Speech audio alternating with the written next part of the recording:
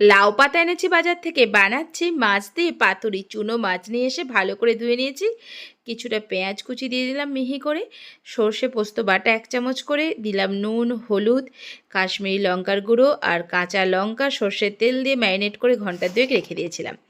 এরপর দেখুন লাউ পাতা নিয়ে তার মধ্যে বেশ কিছুটা মাছ দিয়ে তার মধ্যে কাঁচা লঙ্কা সর্ষের তেল দিয়ে ঠিক এইভাবে মুড়ে নিন।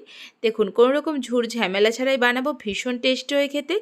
গরম ভাতের সাথে একটা এরকম পাতুরি হলেই আর কিছু লাগবে না বন্ধুরা। দেখুন কোনো রকম বাঁধা কোনো কিছুর দরকার নেই।